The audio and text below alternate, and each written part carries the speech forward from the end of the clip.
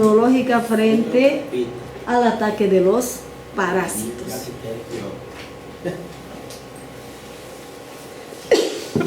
Importante mencionar que el parasitismo, en alguna materia he llevado que son los parásitos, sí, ¿no?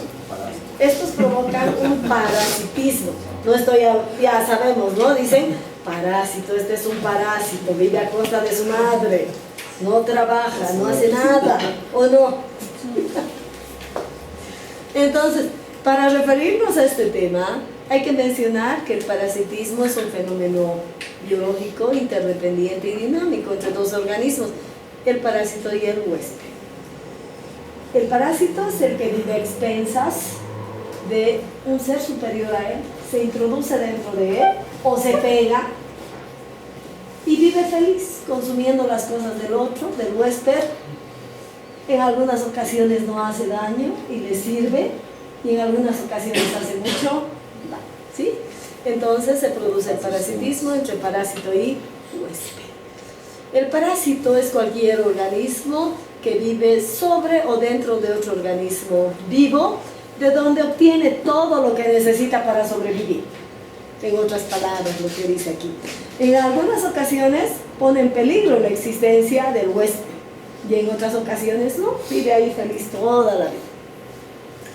Los parásitos de medicina veterinaria, sobre todo es más estudiado ahí, pero nosotros también, porque nosotros podemos enfermarnos con protozoos y helmintos, no con artrópodos, pero tal vez esos indigentes que viven bajo los puentes, que nunca se bañan, pueden también adquirir los artrópodos y se les pueden pegar las garrapatas.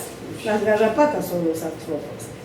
Y nosotros que nos bañamos, que somos prolijos, no, los artrópodos no nos han de afectar. Entonces los parásitos se dividen a nivel de medicina veterinaria en protozoos, helmintos y artrópodos. Hay que referirnos a que los parásitos pueden producir un trastorno grave y es un fracaso para ellos porque destruyen a su huésped, o puede adaptarse, integrarse y lograr el éxito porque tienen para vivir toda la vida ahí felices y contentos. Entonces, logran un fracaso cuando producen la muerte del hospedador, o sea, pierden su fuente alimenticia. O logran el éxito cuando estos viven dentro del huésped por tiempo prolongado, producen una supresión de las inmunoreacciones, estimulan la actividad antigénica prolongada, se transforman en no extraño, forman parte del huésped y logran el éxito, aseguran su alimento para toda la vida. Hay que comprender bien el fenómeno parasitario.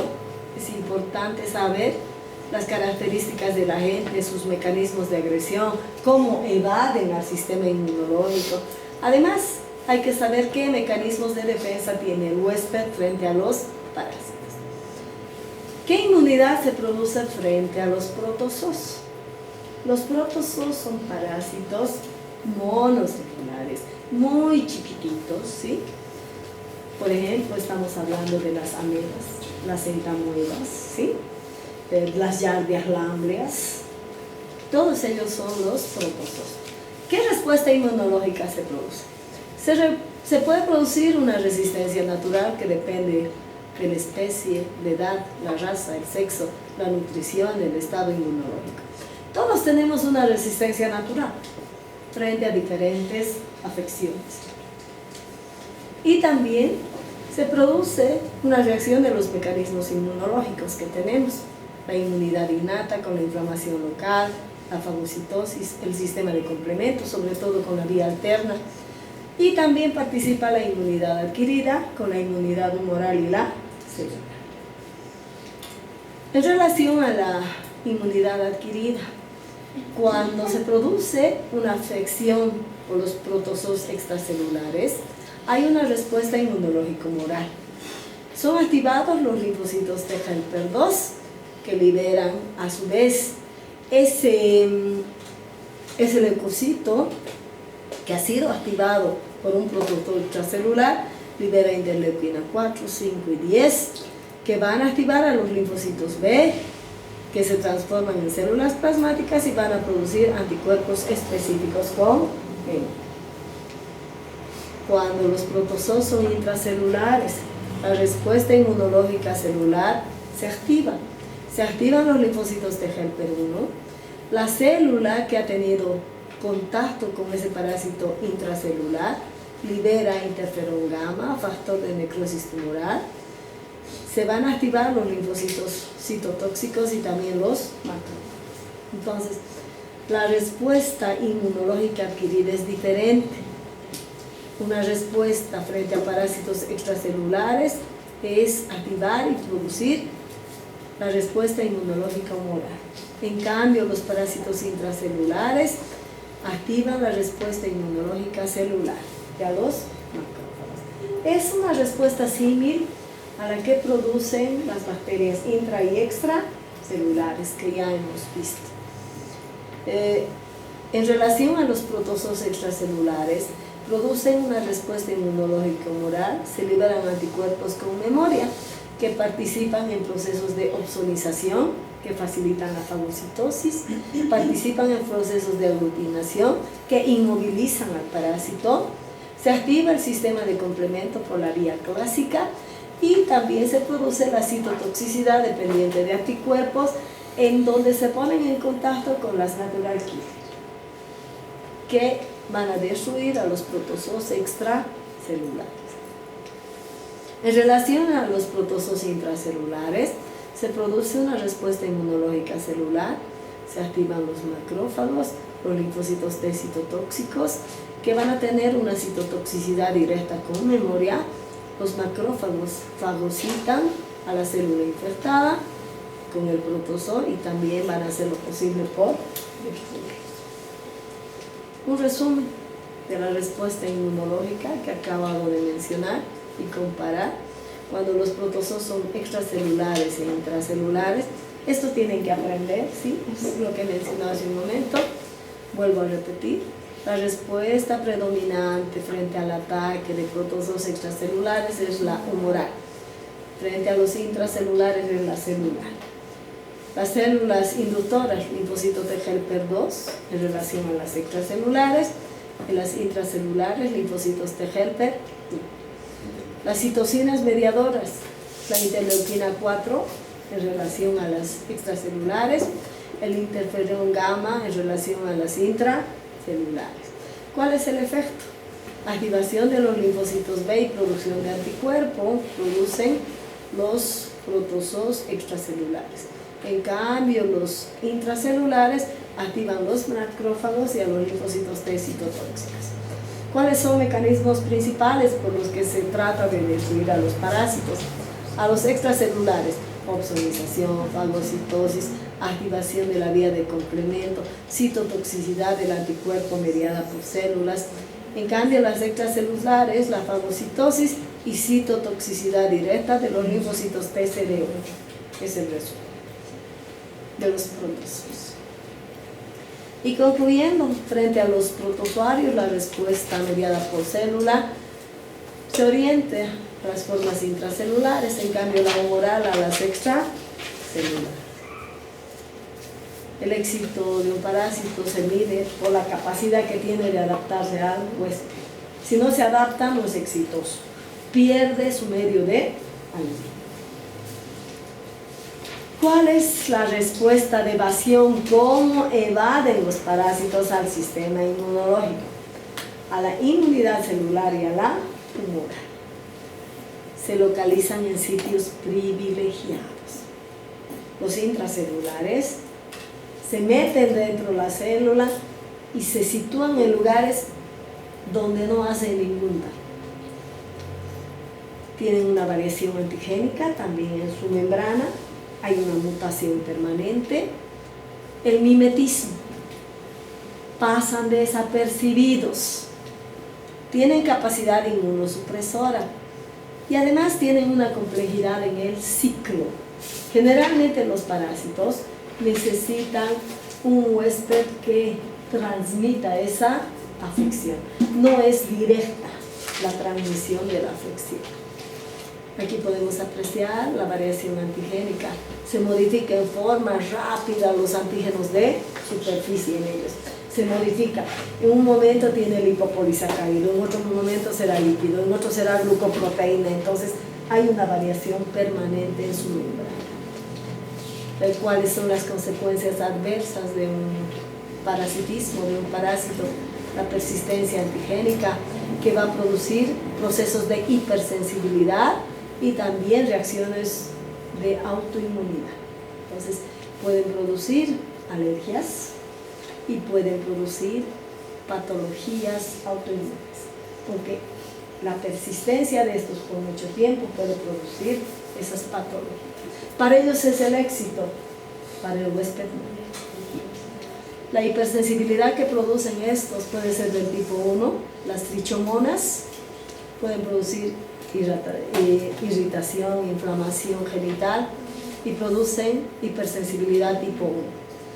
Los tripanosomas producen anemia y producen hipersensibilidad tipo 2. El tripanosoma, del mal de Chagas, van a producir vasculitis, glomerulonefritis y producen hipersensibilidad tipo 3. El toxoplasma gondii, van a producir hipersensibilidad tipo. Y en relación a los helmintos, ya son parásitos más grandes. Estos también afectan a nuestro organismo. Por ejemplo, nos referimos a las tenias, a las carilumbricoides. El ascarilumbricoides es ese parásito grande que queda ahí dentro de nuestro intestino, que es difícil quitarlos. Ya son los helmintos. ¿Qué reacción inmunológica se produce? Estos generalmente son parásitos obligados, se adaptan completamente, producen enfermedad subclínica y leve, producen inmunodepresión, adaptación incompleta, univación masiva y suelen producir una enfermedad aguda cuando todo esto confluye en uno. Cuando ese parásito produce inmunodepresión, se adapta en forma incompleta, hay una invasión masiva, entonces recién se va a producir una enfermedad.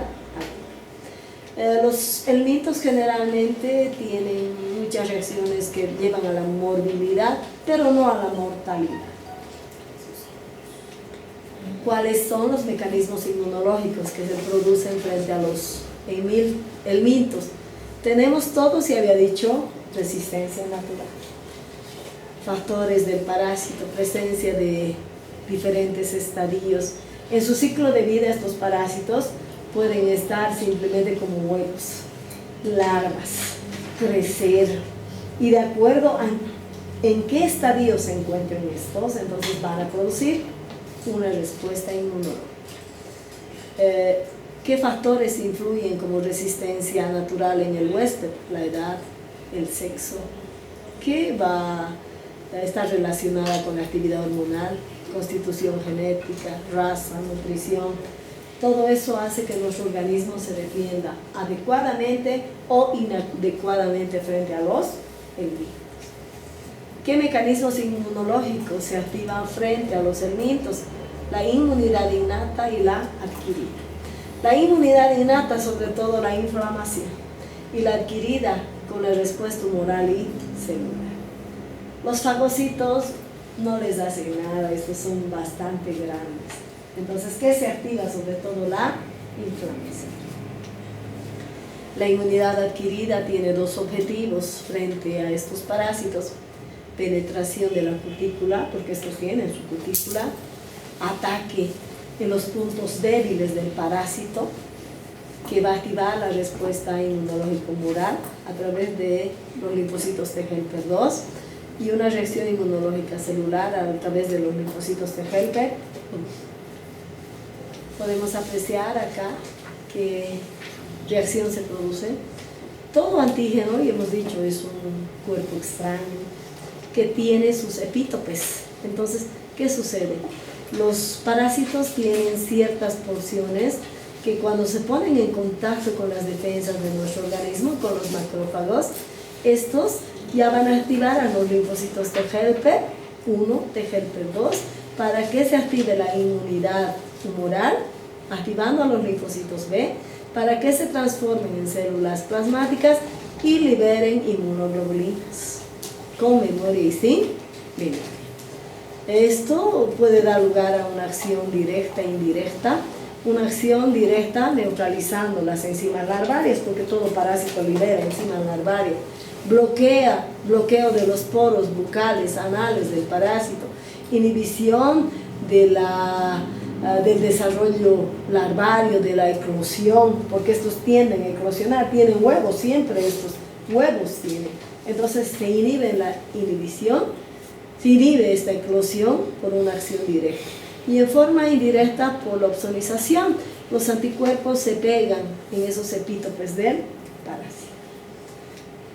También se activa la inmunidad celular gracias a un proceso de degranulación.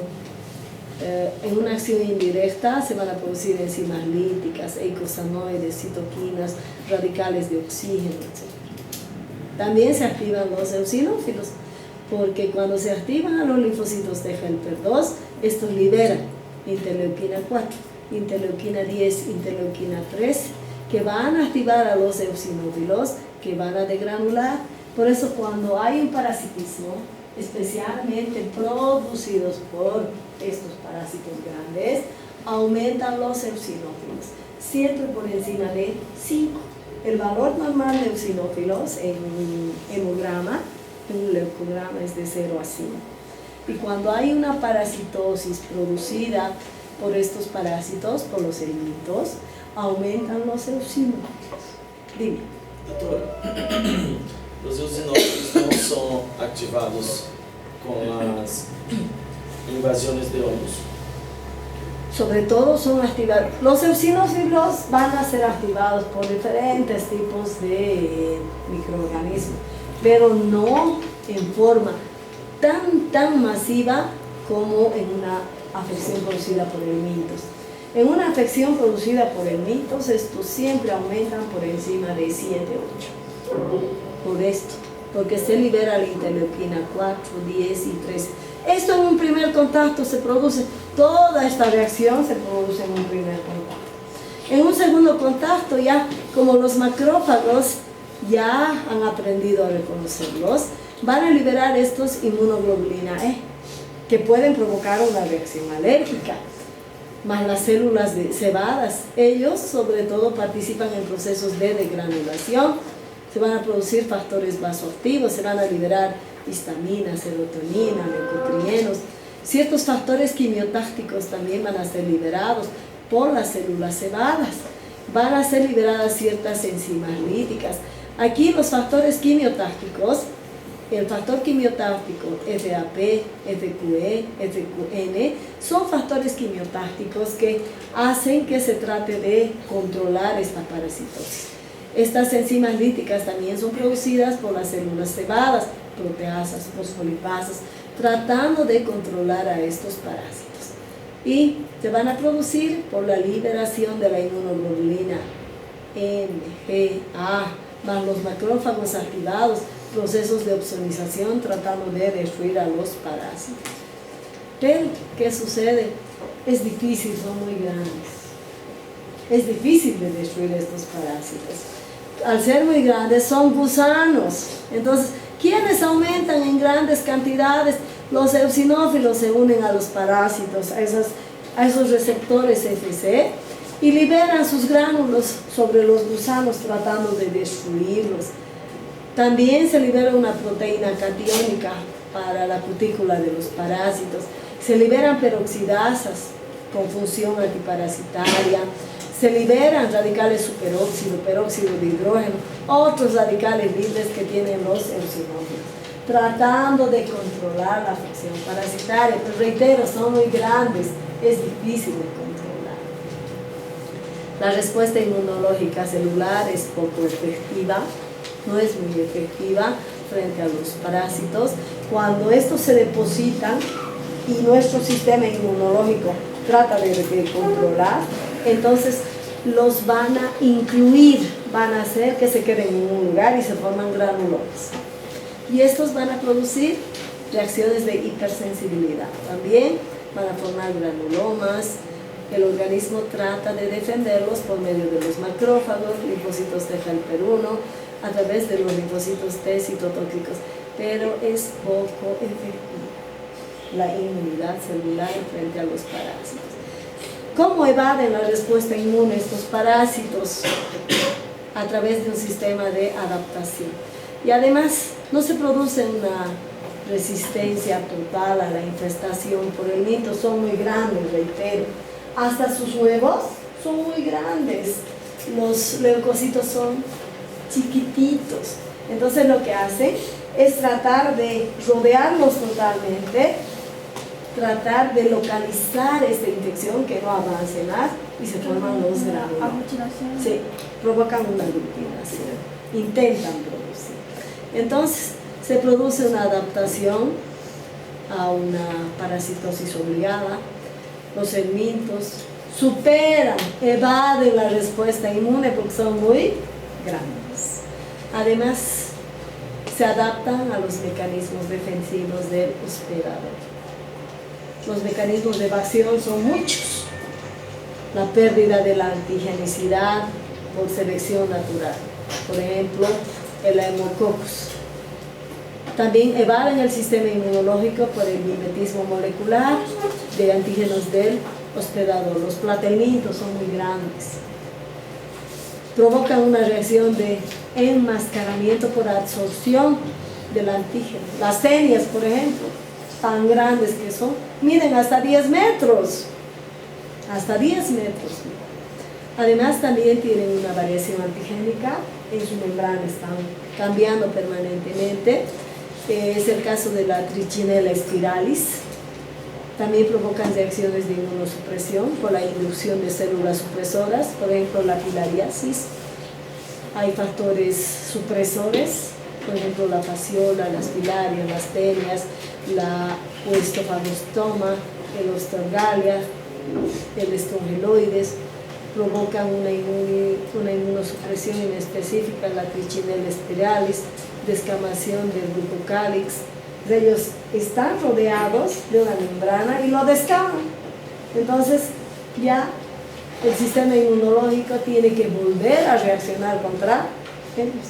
Ya no tiene ninguna memoria. Contra artrópodos, bueno, ya les he dicho, es poco común esta afección en el hombre. Los artrópodos son parásitos que no ingresan al organismo del huésped, pero se pegan fuera de esto. El artrópodo que más habita en el ser humano, personas desasiadas que viven en situación de calle, son los parásitos grandes que se pegan, esos. Y también pueden producir a través de las picaduras los artrópodos reacción inmunológica, porque estos introducen un antígeno. Cuando nos pica un zancudo, una pulga, ¿qué introduce? Un compuesto extraño, entonces es un antígeno para nuestro organismo. Se produce una respuesta inmunológica, la piel se engrosa tratando de defendernos contra ese antígeno, pero la respuesta inmune es poco efectiva porque la cantidad de veneno que introducen es masiva. Por ejemplo, los antígenos del artrópodo en su saliva liberan compuestos de bajo peso molecular, compuestos de alto peso molecular. Aquellos antígenos que liberan los artrópodos en su saliva, compuestos de bajo peso molecular, son los aptenos, que requieren de proteínas transformadoras para activar la inmunidad. Activan los linfocitos de helper 1, que van a activar a la inmunidad celular. En cambio, los de alto peso molecular, sobre todo, se unen a las células de Langerhans, activan a los linfocitos de helper 2 y estos van a facilitar la producción de anticuerpos. Y se van a producir anticuerpos con la inmunidad humoral. Este es el caso.